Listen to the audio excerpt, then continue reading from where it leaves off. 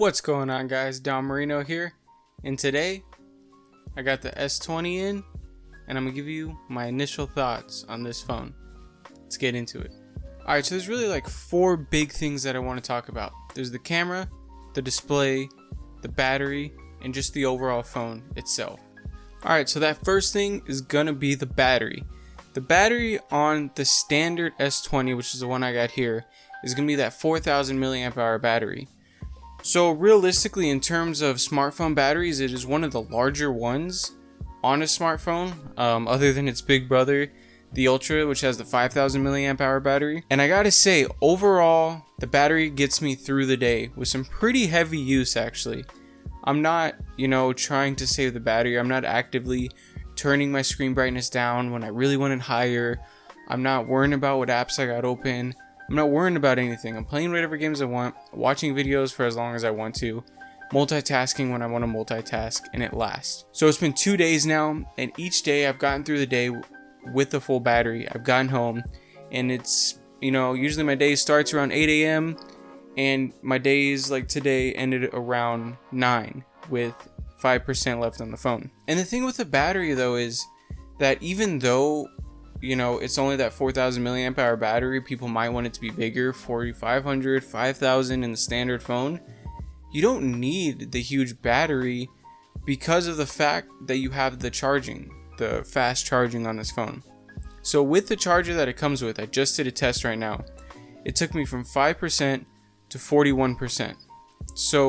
And that was a 15-minute charge off of the charger that they include in the box. So that is a 35% gain in 15 minutes. That's enough to easily give me another, 2 hours of use out of this phone, with decent screen on time. Easily enough to bump me through another portion of the day. So like I said, this battery is great. One, because, it does have a larger size battery in the phone, and also you're able to charge it really quickly with the charger that's included in the box. I'm really happy with the battery life, and also really happy with the fact that you can charge it very quickly. So yeah, the battery size that they put in this phone is, I think, exceptional and up to par with all the other flagship smartphones. And also the fact that they give you the fast charger in the box. I believe it's an 18-watt charger right out of the box. It's USB-C to C. And like I said, that 35%, 15 minutes. If you have a small break throughout your day, if you can plug it in at work, anywhere you need it, there's never going to be an excuse where you run out of battery in this thing. You also got the wireless charging feature, and then you also got the reverse wireless charging. If maybe you got some Galaxy Buds you want to throw on this thing, and you got another phone you need to charge, and they don't have a cable, and they have an iPhone 11. You got this thing with your cable, you can plug it in, set theirs on top, you're charging their phone, no problem. So overall, the battery life, I give it 2 thumbs up. I'm very happy with it so far. Like I said, I've tested it through 2 full days use, and I've had no problem with it. I'm very happy with the battery life. Even on that 120 Hz refresh rate, which is the next thing I need to get into. This screen, just like we know with Samsung, what they've been famous for the past few years now, is just an amazing screen. And I have to say, every time I pull this thing up and I look at it, I'm in awe of how amazing this screen really is. And then they go and throw the 120 Hz refresh rate on this screen, and it just makes everything so buttery. It makes everything work so well. I look at my old iPhone, and when I scroll through this thing on Instagram or anything, you can see the choppiness of the 60 frames. It's something that realistically, if you haven't seen in real life, if you haven't felt the difference of how snappy it can be, and also the 240 Hz touch response that they put in this thing makes everything feel so much snappier. So if you haven't had the chance to really see what it looks like, go into a store, find an S20, call up your friends, get someone else to buy one, check out the 120 Hz. It's so worth it. I know it sucks down battery, compared to the 60, but it's worth it. If you're buying this phone, you need to not worry about the battery that much. You need to just flip it on and leave it on, because it makes a world of a difference, and it makes the phone feel so much faster than it might even be. Even if you're just doing some normal task like scrolling through the menus, you're going to see the difference, and it's going to make everything feel so much snappier. It's going to make all those touches, all the inputs feel so much more direct, and everything that you're scrolling through is not going to have that choppiness. You know, you're not going to see that motion blur when you're scrolling through the menus or Instagram or Twitter or anything like that. So the display overall, it's amazing. Like I said, every time I look at it, I think about how great it looks. I think about how bright and vibrant it is. And this thing does get really bright. On max brightness, I'll be in direct sunlight and I'll never have a problem with, needing to position my phone in a way where I can actually see it in direct sunlight. I'm looking at my phone and it's not a problem to read anything or watch a video. None of that's an issue. The last thing is going to be kind of the colors on this display. Over the years has been known for making their displays very vibrant and colorful, and this one does follow that suit. Everything, going from an iPhone now over to Android, which so happy I made the switch, by the way. Just wanted to throw that in there. Anyway, going from the Apple to the Samsung, you immediately notice all the color and the saturation and how much more bright and vibrant the colors are, which for me personally, I really like that in a display. That's just my personal preference, but Samsung gives you the option to tone it down, make everything a little bit more neutral, and bring everything down to a more level scale, which is awesome of them. They give you the options in the phone. So number 3 is going to be the camera. And right now, as we know, with the Samsung, the Ultra, and this one, the regular S20, there is some controversy around the camera, and I see where it's coming from. The more I mess around with this thing, the more I test it out, I see why people have a problem with 1, the autofocus, and 2, taking pictures and the depth of field not quite being right. So the first thing is the autofocus.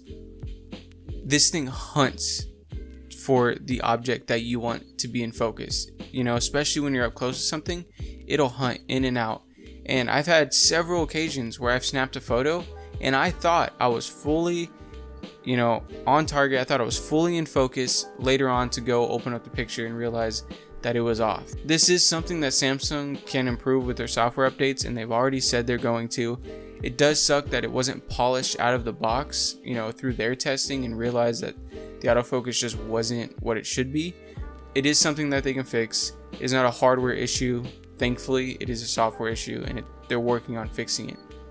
Now, the second thing with the camera is the mushiness in the depth of field when you have an object that is not. So what I mean by that is, if I take an object like this, it's gonna cut this object out really well and give me a really nice depth of field, that really nice bokeh effect in the background. However, when I go and lay an object down, which most of the time an object is gonna protrude, it's gonna have some depth to it. What's gonna happen is, if I focus in on this corner, by the time I get anywhere over here on this display, it's going to be blurry, and it's going to start mushing, and it's going to start being blurred into the background, which is something you don't get out of a regular DSLR, and right now it's something you don't get out of the iPhone 11. Now, this is also something that can kind of be fixed with some software updates. However, with them taking out the dual aperture in this phone, it is going to be difficult for them to fix. I do think the primary thing they need to work on is the autofocus, because like I said, it hunts in and out. So after getting through all the bad of the camera, let me get into the good. The night mode is incredible. It crushes. I've taken pictures where it'll come out and there's more light in the picture than I can see with my own eyes, and it's incredible the pictures that you can get without even turning on the flash at night. So the night mode crushes. It's great. If you're ever taking night photography, throw it on. You will be very happy with your results. Video, 8K, don't use it.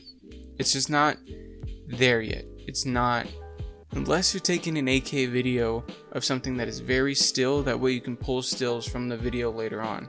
So 8K is not there yet. But the 4K 60 looks amazing. The camera stabilization is great. It does a really good job at stabilizing the image. And the 4K video looks really good. The mic they threw on this phone is really good. And honestly, the video quality is up there. However, you also have that problem with the autofocus thing right now. So there is a give and take with the video. Another thing that Samsung did is they threw a lot of features in this phone. A lot of things that you won't see on something like an iPhone or even the Pixel. They threw in the single take feature, which I think is a really cool feature that they threw in there. It'll take a picture from all 3 cameras. It'll take like a video. It'll do all sorts of things. It'll give you like 8 different options of things to choose from off of one picture. So, you know, if you're out somewhere, if you're taking a picture of something really important and you're like, I don't know where I should be taking this picture, throw it in single take mode, take your picture, and you're going to get all types of options. You will get a shot that you will like. And finally is going to be that zoom camera on the back, the third one that we have here. So 3x zoom is what we get without having any digital zoom added. Anything after 3 times is going to be digital. Now, with the 3x zoom, the camera looks great, looks crispy. It does perform very well. So with all 3 cameras, I'm very happy with all 3 of them. The wide angle looks good. The regular camera looks good. There's just a few nitpicky issues, which when you're spending $1,000 on a phone, you're allowed to be nitpicky about these issues because, you know, the autofocus and that weird bokeh, you know, melt into the background effect that we're getting, they're not okay. There's something that Samsung needs to fix. So lastly, I just want to talk about this phone overall and my impressions so far. I'm very happy with the phone itself. I'm very happy with the quality, and also I do like the color options that they gave the phone in. I really do like this gray. It's something different. I've always gravitated towards black phones, but the gray is really nice. Obviously it's a fingerprint magnet with it being all glass, but the build quality is nice. One thing I did notice when I got this phone out of the box was how light it actually is.